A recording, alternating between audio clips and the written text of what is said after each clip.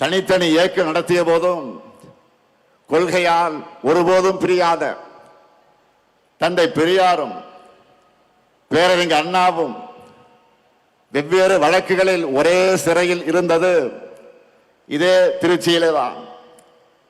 Railway சந்திப்பின் ஒரு முனையில் தந்தை பெரியாரும் மறுமுனையில் முத்தமிழக தலைவர் கலைஞரும் இந்திய எழுத்து அழிப்பு போராட்டத்தை நடத்தினதும் இதே திருச்சியில தான். கள்ளக்குடி போராட்டத்தில் கைதான தலைவர் கலைஞர் சிறையில் அடைக்கப்பட்டதும் இதே திருச்சியில தான். அப்போ 1953 கை குழந்தையாக இருந்த என்னை என்னுடைய அன்னையார் தயாளம்மையார் அவர்கள் கொண்டு வந்து தலைவர் கலைஞர்கிட்ட காட்டினதும் இதே திருச்சியில் இருக்கக்கூடிய சிறையிலே தான்.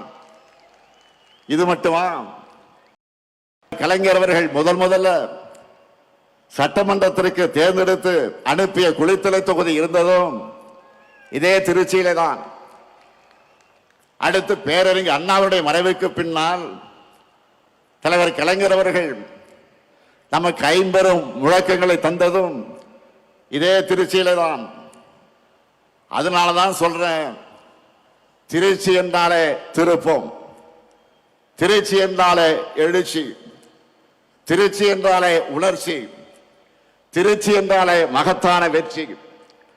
அப்படிப்பட்ட திருச்சியில இன்றைக்கு ஒரு மாபெரும் வரலாற்று கடமையை நிறைவேற்றத்தான் நாம் கூடியிருக்கிறோம். 1956 இதே திருச்சி மாநாட்டில் தான் லட்சக்கணக்கான தொண்டர்கள் வாக்களிக்க கழகம் தேர்தலில் போட்டியிட வேண்டும் என்ற முடிவை பேரறிஞர் அண்ணா அவர்கள் எடுத்தார்கள். அது நடந்து 70 ஆண்டுகள் ஆகியிருக்கிறது. இந்த தருணத்தில் தந்தை பெரியாரால் கொள்கை உரம் பெற்று பேரறிஞர் அண்ணா அவர்களால் பக்குவப்படுத்தப்பட்டு தமிழக தலைவர் கலைஞர் அவர்களால் வழிநடத்தப்பட்ட நாம தான் தமிழ்நாட்டை தொடர்ந்து ஆள வேண்டும் என்ற உறுதியை இந்த மாநாட்டில் எடுத்துக்கொள்ள வேண்டும்.